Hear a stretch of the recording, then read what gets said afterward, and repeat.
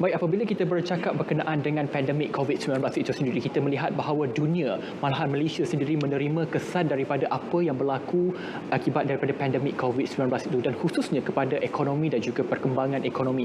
Dan kita melihat daripada Perintah Kawalan Pergerakan PKP tahap pertama sehingga kepada Perintah Kawalan Pergerakan Bersyarat PKPB, kita melihat pembukaan sektor ekonomi sedikit sebanyak memberi kelegaan kepada perusahaan-perusahaan tertentu untuk melakukan perniagaan. Dan dalam tempoh Perintah Kawalan Pergerakan Pemulihan itu sendiri, sehingga kepada 31 Ogos ini kita melihat pembukaan sepenuhnya sektor-sektor ekonomi dalam merancakkan semula dan meletakkan Malaysia kembali kepada ekonomi untuk membantu perusahaan-perusahaan, apatah lagi perusahaan kecil dan sederhana PKS untuk bangkit semula untuk menjadi satu institusi atau perusahaan yang penting untuk membangunkan balik dan juga membina ekonomi negara. Dan pada malam ini Bicara Naratif akan terus membincangkan, dan dalam Bicara Naratif episod sebelum ini juga kita memberi fokus kepada Pelan Jana Semula Ekonomi Negara Penjana yang diumumkan oleh Yang Amat Berhormat Perdana Menteri baru-baru ini. Dan kalau kita membawa ke belakang, kita melihat kepada pakej prihatin yang disampaikan oleh Yang Amat Berhormat Perdana Menteri berjumlah 250 bilion,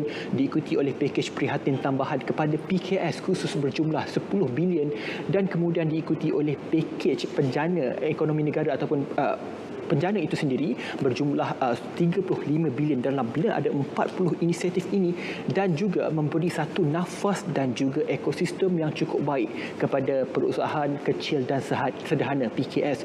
Dan kenapa ini penting? Kerana PKS juga merupakan sebagai tunjang belakang kepada penstrukturan ekonomi itu sendiri untuk membawa perubahan dan juga satu kelangsungan terhadap perniagaan dan juga kelangsungan ekonomi kepada dalam negara. Dan untuk kita bercakap berkenaan dengan perkara itu, kita sudah bersedia bersama dengan dua tetamu pada malam ini. Tapi sebelum kita perkenalkan tetamu pada malam ini, elok untuk kita saksikan dulu sedikit bingkisan untuk kita memberi pencerahan dan juga suluhan apa sebenarnya penjana itu dalam membantu PKS dalam mengembalikan kepada track perkembangan ekonomi setelah hampir 3 bulan kita tidak dapat melihat perjalanan ekonomi. Jadi sama-sama kita saksikan dulu sebelum saya perkenalkan dua tetamu kita pada malam ini.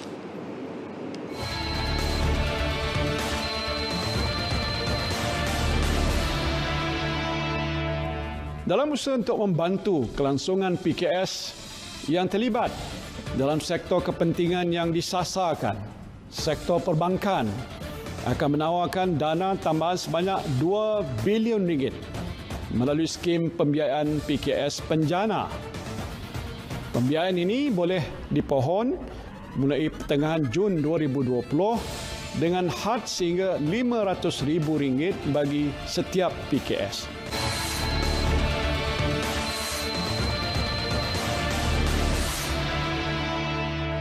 Baik, itu sedikit sebanyak kerangka yang kami boleh petik daripada ucapan Yang Amat Berhormat Perdana Menteri Malaysia Tan Sri Muhyiddin Yassin berkenaan dengan penjana itu sendiri. Dan selain anda menyaksikan kami Bicara Naratif di saluran berita RTM 123 My Review dan juga di TV1, anda juga boleh menyaksikan secara dalam talian melalui Facebook Berita RTM, dan di situ anda boleh memuatkan pelbagai soalan berkaitan dengan PKS untuk saya salurkan terus kepada dua tetamu kita pada malam ini. Dan tanpa membuang masa, elok saya perkenalkan Encik Arya Putra Ismail, merupakan Presiden Kumpulan dan juga Ketua Pegawai Eksekutif SME Bank. Apa khabar tuan? Baik, alhamdulillah. Dan juga turut membantu kepada perbincangan kita pada malam ini iaitu Encik Nur Azmi Mat Said, merupakan Ketua Pegawai Eksekutif SME Corp Malaysia. Dan saya fikir ini adalah dua tetamu yang cukup penting untuk kita memperincikan dan juga membahas berkenaan dengan penjana ini sendiri, bagaimanakah ia memberi implikasi kepada perusahaan kecil dan sederhana. Dan elok kalau kita membuka ruang perbincangan kita pada malam ini sebenarnya. Kalau kita melihat PKS ataupun perusahaan kecil sederhana melakukan perniagaan untuk membantu ekonomi negara, dan dibantu ketika ini adalah penjana memperuntukkan 35 bilion. Dan dalam aspek ini, bagaimanakah PKS perlu merebut peluang dan juga perlu meraih peluang yang diberikan oleh pihak kerajaan? Elok kita mulakan dengan Tuan Arya, silakan. Terima kasih Saudara Hafiz. Memang benar terlalu banyak bantuan-bantuan yang diberikan oleh kerajaan. Kalau kita dapat mengimbas kembali pakej prihatin di mana pelbagai bantuan yang diberikan kepada rakyat untuk memastikan kelangsungan kehidupan mereka seharian. Sekarang tibalah masanya untuk kerajaan menolong untuk membangunkan ekonomi negara melalui announcement yang baru-baru ini dibuat, iaitu pakej penjana. Di mana pakej penjana ini objektifnya adalah untuk menghidupkan kembali ekonomi negara setelah ia lumpuh buat beberapa seketika berikutan dengan pandemik COVID-19. Jadi untuk usahawan di luar sana, banyak pakej-pakej ransangan dari bentuk pinjaman ataupun grant telah disalurkan melalui agensi-agensi kerajaan.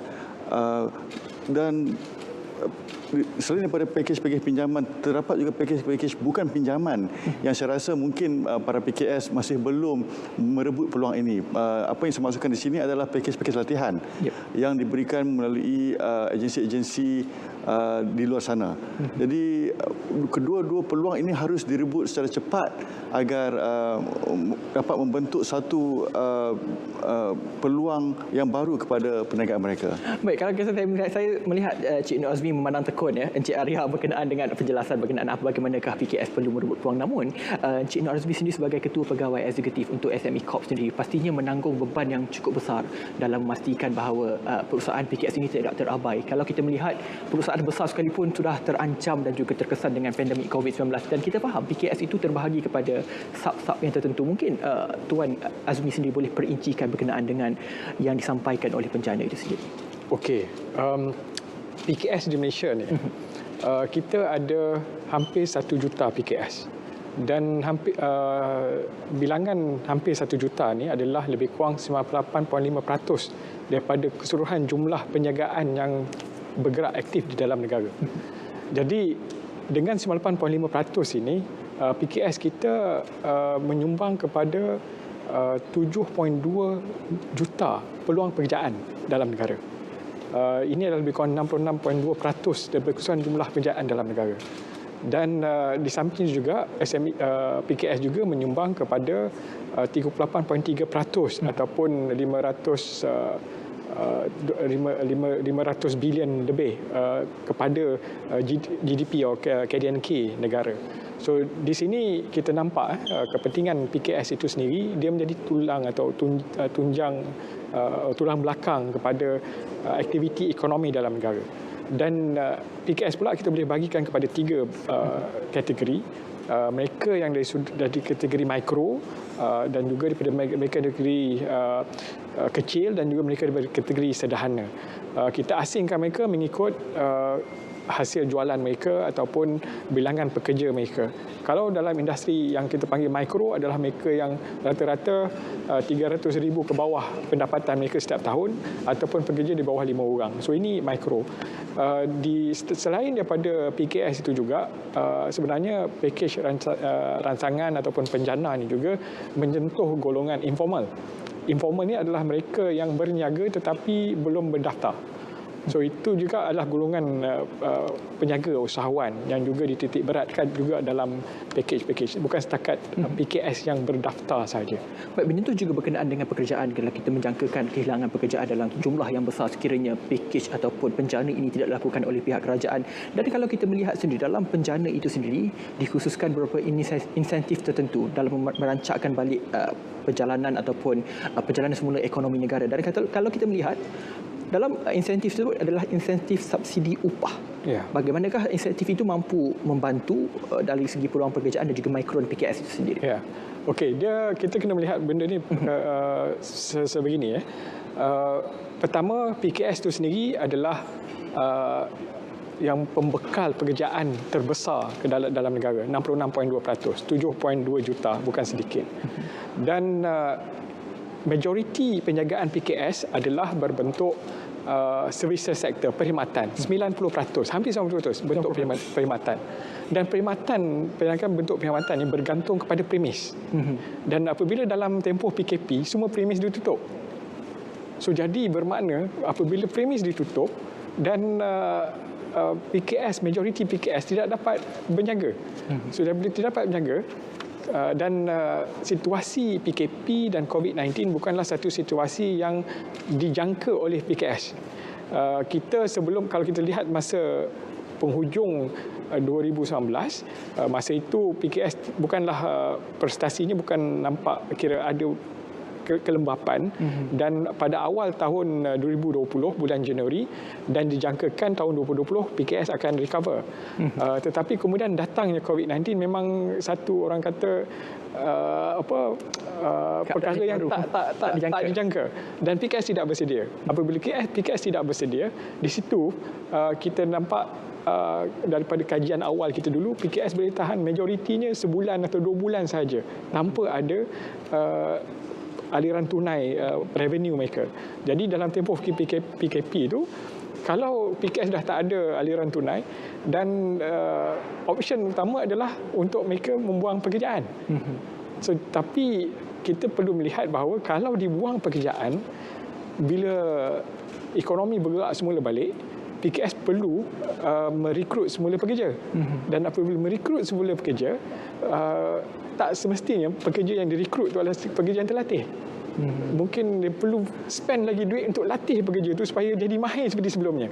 Jadi dalam tempoh nak melatih pekerja tu, dia kena ada masa lost time. So jadi di situ perlunya dilihat dari sudut membantu PKS mengekalkan pekerjaan. Apabila dibantu untuk mengekalkan pekerjaan, so that selepas tempoh PKP, apabila bisnes dah mula semula, PKS tu boleh bergerak terus dengan tenaga kerja yang terlatih dah tersedia. Kalau tidak, dia kena macam restart juga. So jadi itu antara kenapa perlu ni. Kemudian selain daripada kalau ramai orang tak ada kerja, nanti kerajaan perlu berhadapan dengan masalah lain pula. Bila orang tak ada kerja, mungkin ada masalah sosial ke masalah lain akan timbul. So jadi inilah jadi apabila kita bantu dengan subsidi upah, hasratnya itu untuk mengekalkan pekerjaan. Dan ini terbukti sebelum PKP, masa mula minggu pertama PKP, dianggarkan dalam 2 juta ke 3 juta pekerjaan pekerja akan unemployed, akan dibuang. Dan kemudian masuknya prihatin dan prihatin khas dengan subsidi upah.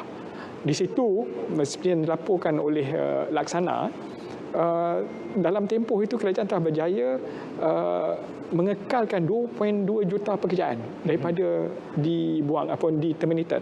So, jadi ini menunjukkan keberkesanan langkah subsidi upah itu sendiri. Daripada dijangkakan 2 juta akan hilang pekerjaan, dikekalkan. Dan kemudian dalam penjana ditambah lagi peruntukan supaya mendapat manfaat lebih kurang 2.7 juta pekerja akan dapat manfaat yang sama. So itu kita nampak bagaimana subsidi upah ini membantu PKS kita bukan setakat mengekalkan pekerjaan itu sendiri, tapi mengekalkan kompetensi PKS supaya bila ekonomi itu mula bergerak jalan, dia bergerak dengan laju. Dia tak perlu ada isu dia nak melatih pekerja baru dia. Ya, beberapa poin penting yang perlu kita angkat dan juga kita raikan dalam persoalan ini berkaitan dengan penjana, pakej prihatin. Misalnya Tuan mengatakan bahawa 2.2 juta itu satu angka yang cukup besar jika berlaku kehilangan pekerjaan. Namun banyak lagi persoalan yang berkaitan dengan penjana dan juga PKS ini sebenarnya. Namun kita berehat dulu seketika, kembali selepas ini dalam Bicara Naratif.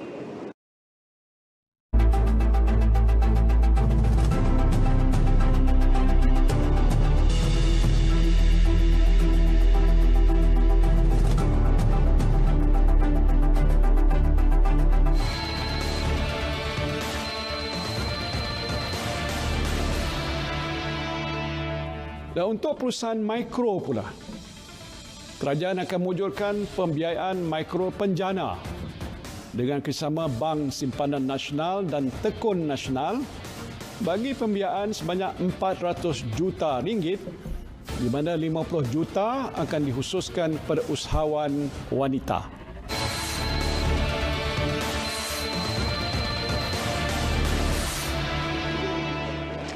Baik, masih lagi berbincang berkenaan dengan pelanjana semula ekonomi negara penjana khusus kepada perusahaan kecil dan sederhana. Masih lagi kekal dua tetamu kita, Encik Arya Putra Ismail, Presiden Kumpulan Ketua Pegawai Eksekutif SME Bank, dan juga Encik Nur Azmi Mat Said merupakan Ketua Pegawai Eksekutif SME Corp Malaysia. Dua entiti penting untuk kita bercakap berkenaan dengan PKS itu sendiri. Dan sebelum kita berjeda seketika tadi, Encik Azmi ada menyatakan bahawa jumlah angka 22 juta kehilangan pekerjaan sekiranya misalnya penjana prihatin dan sebagainya tidak dilaksanakan. Namun kita melihat bahawa pakej rangsangan dan juga penjana yang dilakukan oleh pihak kerajaan merupakan satu tindakan yang tepat untuk membantu perusahaan kecil dan sederhana. Namun kalau saya boleh membawa perbincangan seterusnya kepada Encik Arya sendiri berkenaan dengan daripada pakej prihatin kepada penjana itu sendiri, pelbagai inisiatif misalnya konsolidasi yang dilakukan itu sendiri, bagaimana ia memberi impak dan juga kesan kepada PKS itu sendiri?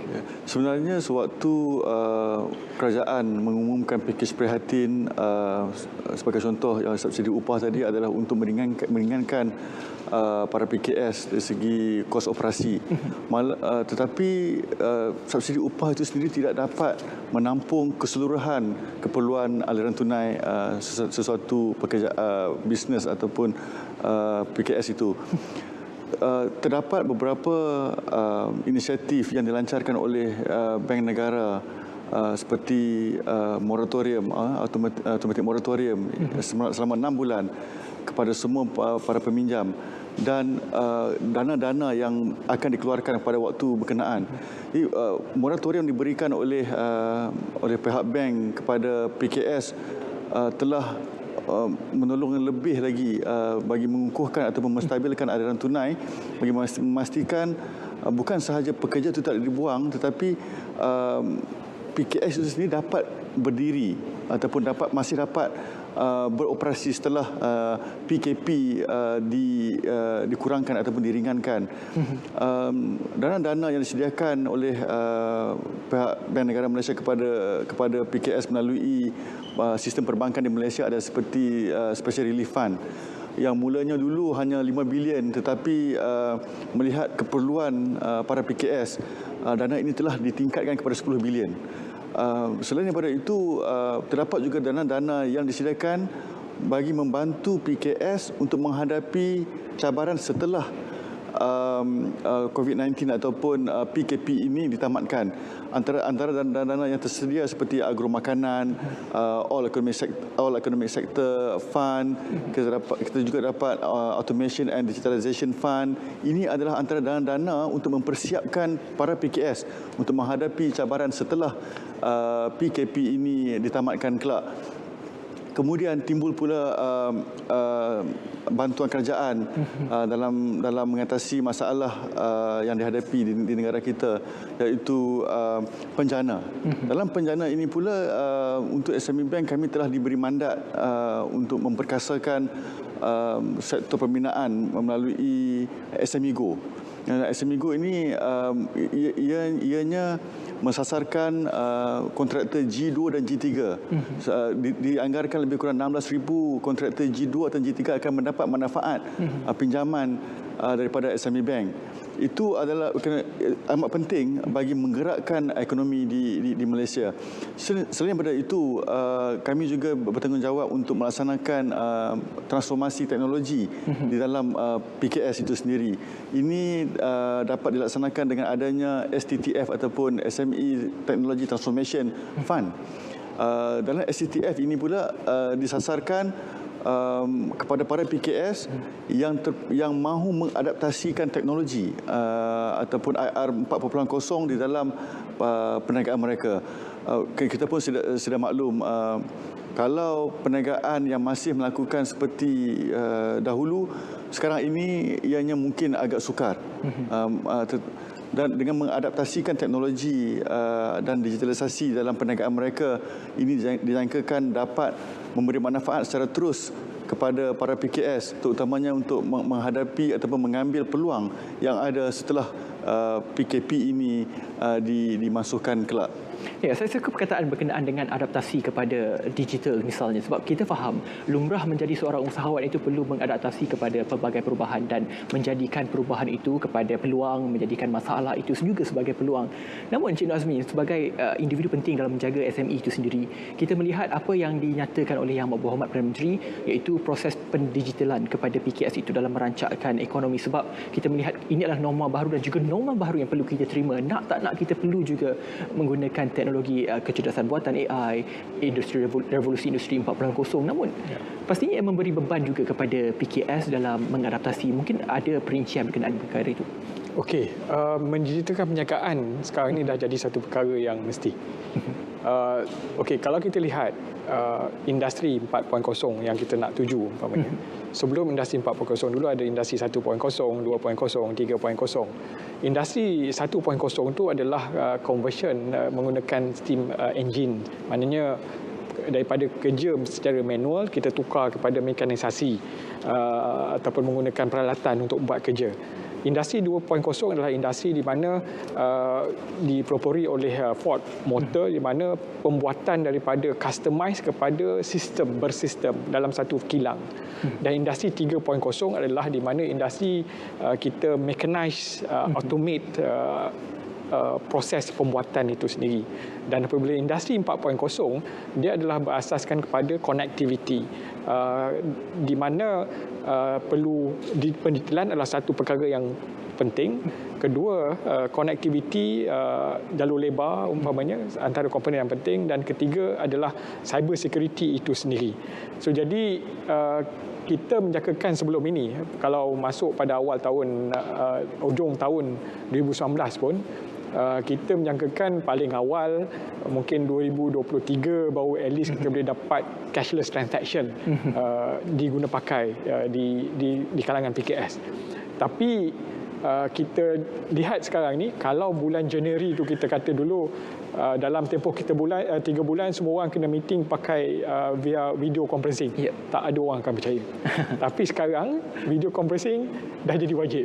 So jadi di situ secara tak langsung PKP ini memaksa proses pendetailan itu jadi lebih cepat. Dan kedua, kita lihat juga setengah-setengah umpamanya obvious lah, saya nampak macam food truck operators umpamanya. Dulu satu kawasan food truck tu boleh dapat 22 food truck sekali. Tapi sekarang bila buka balik, tak ramai yang kembali berniaga di food truck. Dan apabila kita tengok, dia dah buat online. Dia dah gunakan riders, gunakan platform yang ada untuk dijual daripada rumah. Dia telah secara tak langsung, dia telah menggunakan platform digital untuk perniagaan dia. So, jadi seperti yang saya sebutkan tadi, kita ada mikro, kita ada industri kecil dan industri sederhana. So, yang mikro ni kita menjangkakan setidak-tidaknya cashless transaction dia boleh pakai. Point of sale system dia dapat digitalkan.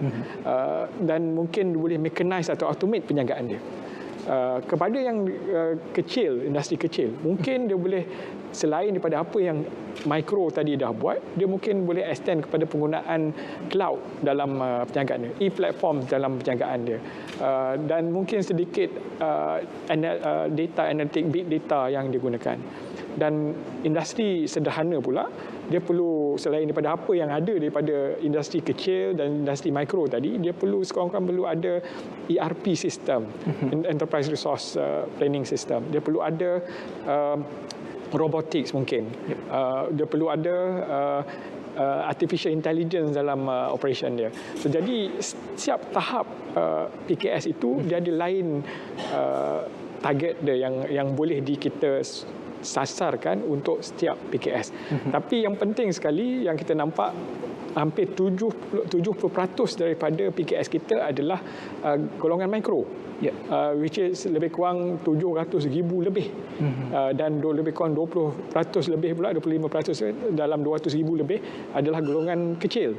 So, mereka ni golongan terbesar, dan terutamanya pada golongan mikro itu sendiri, yang penting adalah mengautomasi dan mengmekanisasikan penjagaan mereka. Itu adalah satu perkara yang paling penting sekarang ini. Sebelum kita nak pergi kepada industri 4.0 semuanya. So, jadi di situ ada inisiatif-inisiatif yang berkaitan pengautomasian dan juga mekanisasi penjagaan juga yang dikeluarkan dalam penjana, selain daripada perkara-perkara yang berkaitan dengan transformasi teknologi dan sebagainya. Itu pun ada juga dalam penjana. Satu penjelasan yang cukup padat berkenaan dengan apa yang dinyatakan oleh Encik Azmi tadi. Namun, kalau saya boleh kembalikan pula kepada Encik Arya berkenaan dengan moratorium disebut di awal tadi, mungkin ramai yang memberi ataupun mendapat sedikit kekeliruan ataupun tidak mengerti apakah itu sebenarnya, bagaimanakah SME mengkoordinasi moratorium itu sendiri. Namun, Encik Azmi akan menangani persoalan berkenaan dengan moratorium dan juga beberapa perkara lagi berkaitan dengan itu. Namun kita berehat sekali lagi kembali selepas ini dalam Bicara Naratif.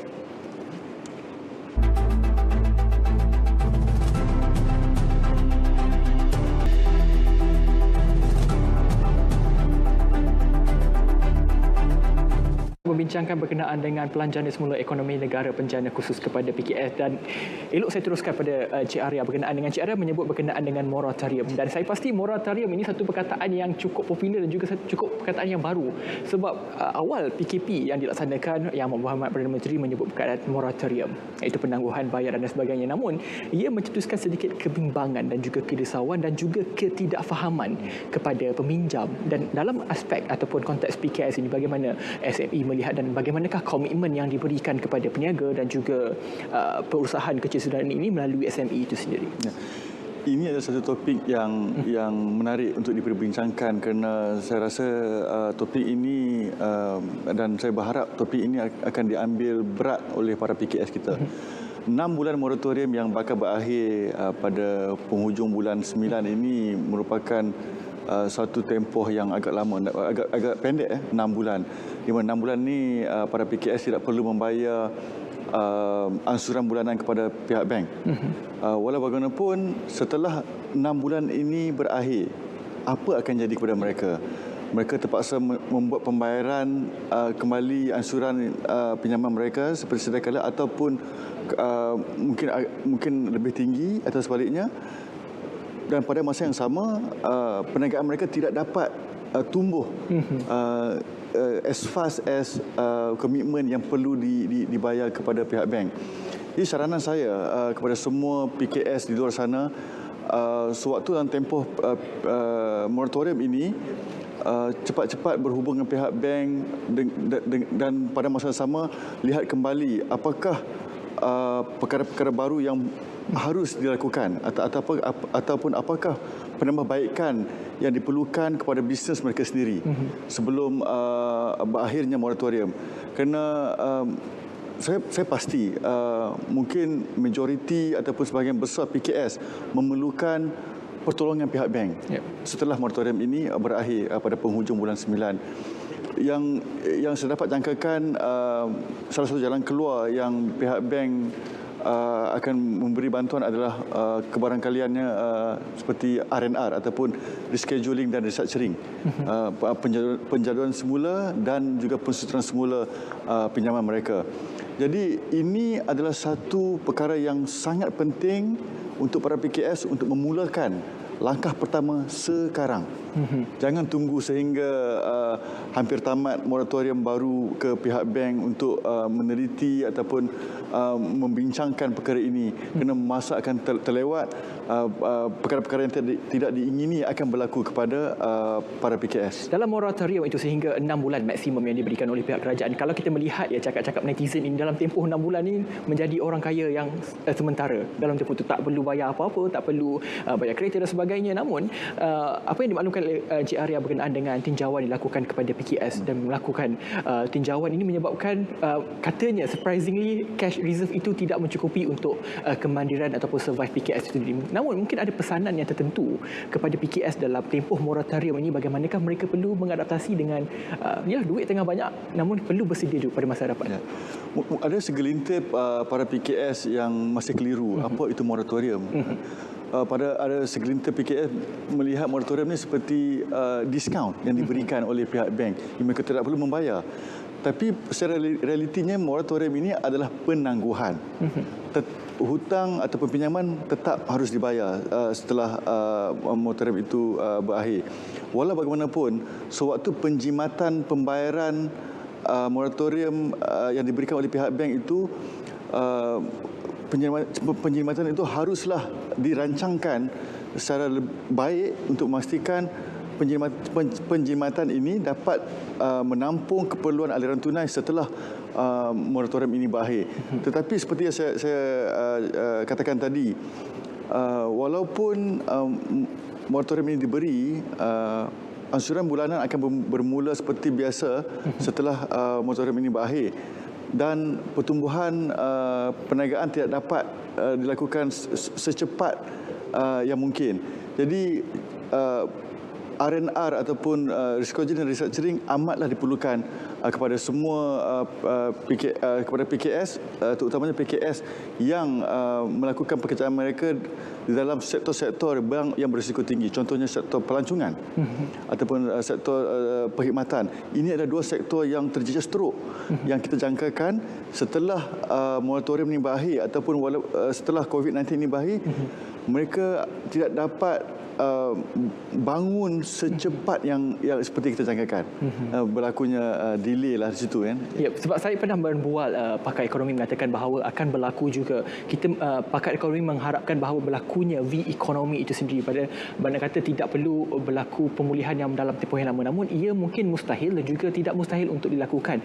Dan saya melihat kepada Encik Azmi mungkin ada sedikit poin tambahan berkenaan dengan moratorium, sebab saya melihat Encik Azmi sebagai pengurusi ataupun CEO ataupun ketua pegawai eksekutif SME Corp sendiri, mungkin ada jawapan yang lebih spesifik berkenaan perkara ini. Okey, dia moratorium ni sebab pada mula kita buat kajian apabila bermulanya PKP. Kita dapati PKS kita menghadapi apa yang kita panggil tekanan dari sudut cash flow. Apabila kita rungkaikan tekanan dari sudut cash flow tu, kita nampak satu komitmen loan dia yang dia kena teruskan. Sebab dia, saya suka sebutkan dia, pada waktu itu berlaku penjagaan perlu diberhentikan, ditutupkan. Aktiviti sosial pun diberhentikan. Tetapi dalam perjanjian time of essence masih diteruskan. Jadi dia kena komit apa yang telah dia persetujui dalam perjanjian. Kemudian kita nampak dia dapat kekangan dari segi perlu membayar gaji, perlu membayar sekretari dan semuanya.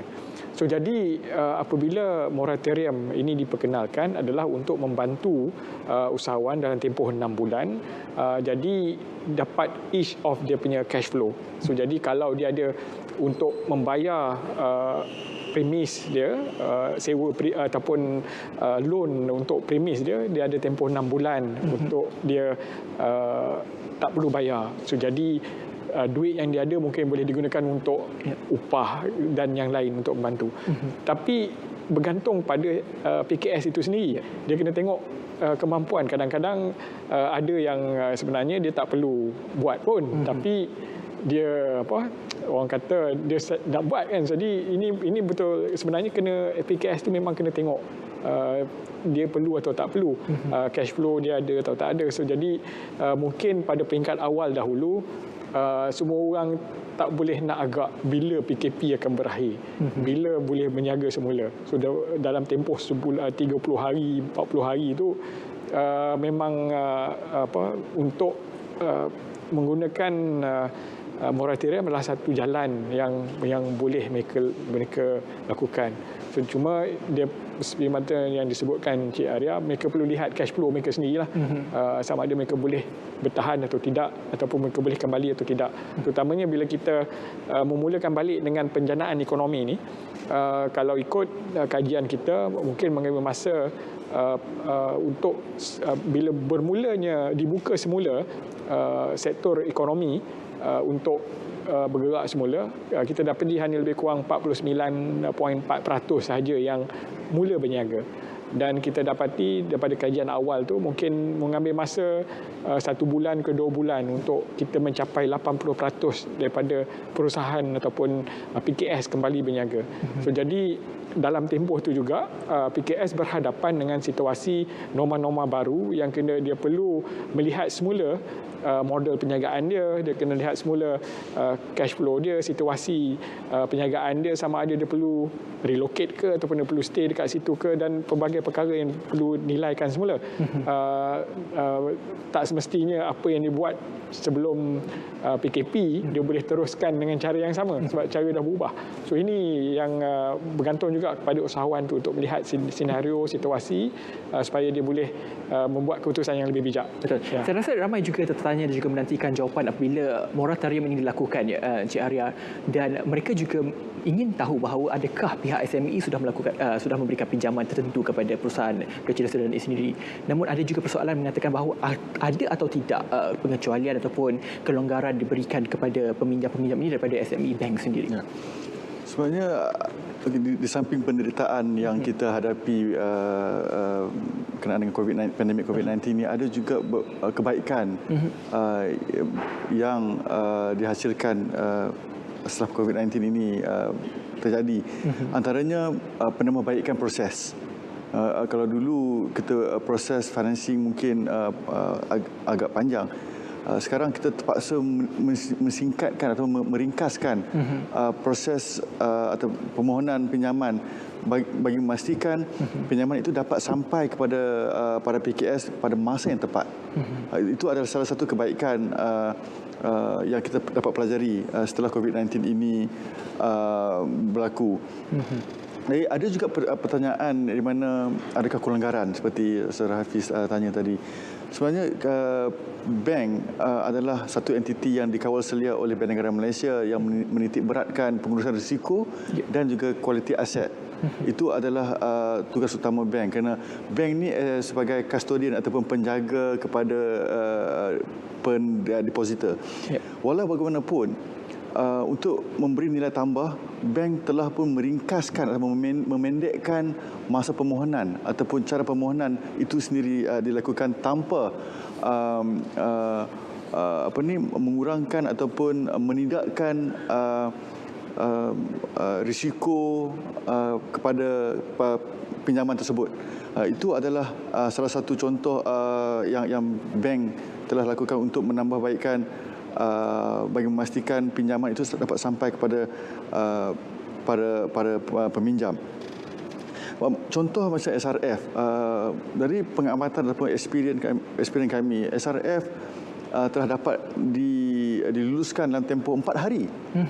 Itu adalah satu jangka masa yang kami sendiri agak terkejut dengan membuat penambahbaikan proses dan juga SOP yang ada tanpa kompromis risiko kredit. Kami dapat memendekkan tempoh masa ini dan malah format SRF ini kami dapat menerapkan proses yang sama dalam SME Go nanti.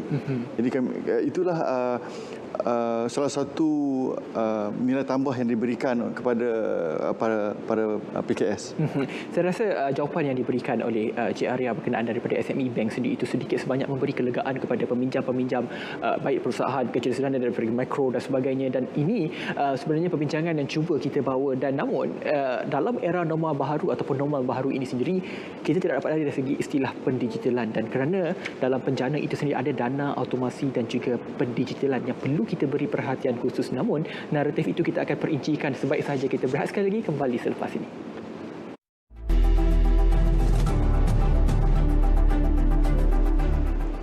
Memasuki blok terakhir naratif dan juga perbincangan pada malam ini, dan sebelum kita berehat seketika tadi saya menyebut bahawa dalam penjana itu ada menyebut berkenaan dengan dana automasi dan juga dana pendigitalan yang disebut oleh Yang Amat Berhormat Perdana Menteri Tan Sri Muhyiddin Yassin bahawa perlu mahu ataupun tidak mahu, kita perlu menerima satu keadaan normal baru seperti yang dimaklumkan oleh Cik Nur Azmi tadi berkenaan dengan inilah perkara yang perlu kita adapkan, perlu adaptasi dan juga perlu lakukan dalam tempoh COVID-19 ini sendiri. Namun persoalannya kita ingin melihat bahawa dalam proses pendigitalan ini, kita melihat bahawa mungkin ramai PKS yang tidak bersedia untuk mengadaptasi dan juga menerima perubahan baru ini. Namun dari segi SME Corp sendiri, bagaimanakah kerjasama dengan industri-industri ataupun pemain industri lain dalam membangunkan mungkin aplikasi ataupun perkara-perkara yang penting dalam ke arah pendigitalan itu sendiri?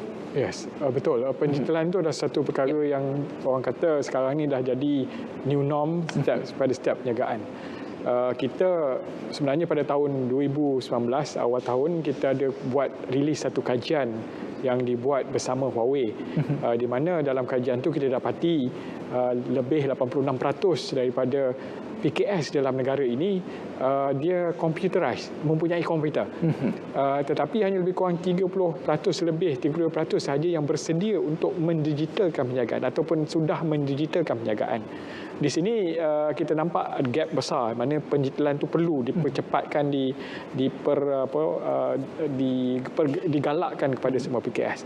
Namun pendigitalan ini kita selalunya kita melihat kepada onboarding kepada platform e-commerce umpamanya. Tapi sebenarnya bukan setakat di situ saja. Dan kalau kita ambil perkara berkaitan platform e-commerce itu sendiri, kita boleh lihat juga macam PKS kategori mikro. Mereka mungkin pemain-pemain mikro mungkin dia tak faham nak pergi ke Shopee, Lazada, platform-platform yang terkenal sebab mungkin proses dia complicated. Tapi kalau mereka daripada golongan usahawan muda mungkin dia mudah. Tapi kalau usahawan yang mikro yang dah lama berniaga, yang tak biasa dengan digital, mungkin masalah. So jadi kita membantu mereka melalui program-program dengan platform-platform yang mudah kan, yang biasa, utamanya platform dalam talian yang menggunakan WhatsApp ataupun menggunakan Facebook ataupun menggunakan teknologi yang mudah, simple, sebagai langkah untuk membawa mereka ke mendigitalkan perniagaan mereka. Manakala yang small dan medium size ataupun size sederhana, kehendak dia lain. Mungkin kita bantu dia dari sudut mereka sendiri menghadapi ataupun mempunyai platform mereka sendiri untuk yang bersaiz sederhana, dan mungkin saiz kecil mungkin mereka sendiri, sebab sekarang ni kita dapati selepas COVID, pasca PKP, ekonomi ataupun gerakan ekonomi itu semakin localized, regional. Terutamanya dulu semasa tidak dibenarkan berantas sempadan, memang jelas di mana hanya PKS dalam kawasan itu je dah supply dekat kawasan situ. Dan kita bantu menggunakan data yang ada untuk PKS interact sama PKS supaya dia boleh bekerjasama untuk bantu sama mereka, dan perkara ini akan berterusan. Bila dah perlunya platform sebegitu. Di situ SME Corp dalam, kalau dilihat dalam program penjana, antara yang kita panggil nanti yang mungkin akan kita wawarkan adalah My Assist SME, di mana melalui My Assist SME itu kita akan sediakan satu platform yang akan memusatkan semua usaha-usaha daripada dalam implementing agency atau agensi pelaksana penjana dalam satu platform. Dan kita akan sediakan PKS business counselor yang akan membantu PKS. Katalah kalau dia nak dapatkan bantuan micro financing, mungkin kita bantu dia bawakan kepada tekun. Kalau dia tak perlukan bantuan SRF atau dana yang lebih besar, mungkin kita bawakan kepada SME Bank. So jadi ini dalam ekosistem yang kita akan membantu usahawan itu. So, itu antara platform yang kita usulkan. Jadi sekarang ni era convergence of teknologi, itu maknanya semuanya akan berpusat kepada connectivity platform. So jadi memang usaha SME Corp tu kita memang nak membawa SMEs kepada platform digital. Cuma kita perlu memadankan mikro dibawa macam ni, small kita bawakan ke arah yang dan yang medium ke arah yang sesuai untuk medium. Apakah SME Corp ini sendiri ada memberi latihan ataupun kelas-kelas tertentu kepada mereka yang ingin melakukan pendigitalisasi ini? Sebab kita melihat bahawa PKS mungkin ada yang sedikit ketinggalan ataupun tidak dapat mengikuti arus kemodenan ini. Yes, ada.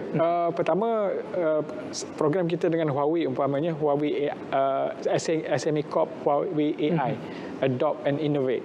Melalui program tu kita beri latihan kepada PKS macam mana dia nak buat solusi berasaskan digital platform dan mungkin menggunakan teknologi 5G yang boleh dipasarkan di serata dunia. Itu satu kolaborasi kita. Kemudian melalui program yang kita panggil BIS-ME. BIS-ME ini kita kerjasama dengan platform providers, target khusus kepada masyarakat B40 yang mungkin susah nak faham ataupun tak tahu apa itu nak mendigitalkan perniagaan. Kita bantu dia dengan grant. Kita subsidize 70% daripada kos. Jadi dia perlu register, bayar 30% pada service provider. Service provider yang kita lantik itu akan ajar dia buka platform dia, buka website dia sendiri ke, ataupun akan ajar dia untuk buka platform WhatsApp ataupun platform e-bazaar umpamanya. Dan subscription tu kita bantu. So, dan pihak pemberi khidmat akan memberi tunjuk ajar macam mana nak buat. Macam mana nak buat. Itu yang baik, Encik Raz, mempunyai 1 juta lebih kurang PKS yang berdaftar di Malaysia itu sendiri, dan kalau kita melihat kepada dana yang dikeluarkan melalui pakej prihatin tambahan, penjana dan sebagainya, pastinya wujud isu pengagihan kepada PKS itu sendiri. Mungkin ada isu yang perlu dimurnikan pemahamannya di sini. Sewaktu SRF dilancarkan beberapa bulan yang lalu sebanyak 5 bilion, ianya cepat dipohon dan habis.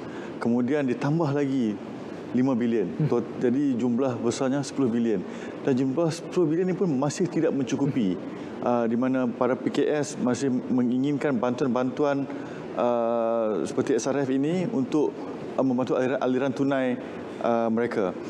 Walau bagaimanapun saya melihat terdapat beberapa jenis bantuan selain daripada SRF ini yang dapat memberi manfaat kepada PKS itu sendiri. Contohnya 500 juta yang diumumkan dalam pakej penjana dalam untuk STTF, SME Technology Transformation Fund.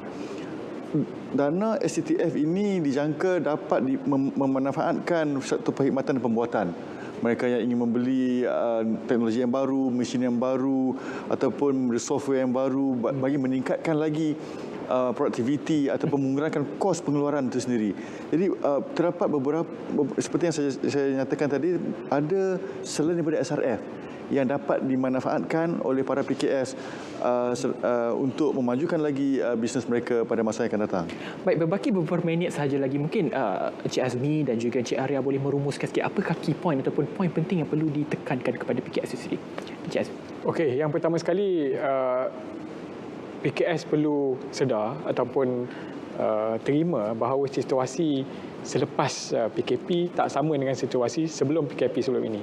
Dan pilihan adalah di tangan PKS itu sendiri, sama ada dia nak kembali ke sebelumnya ataupun dia nak bergerak ke depan dengan norma-norma ataupun situasi yang baru. So itu pertama sekali dia kena lihat.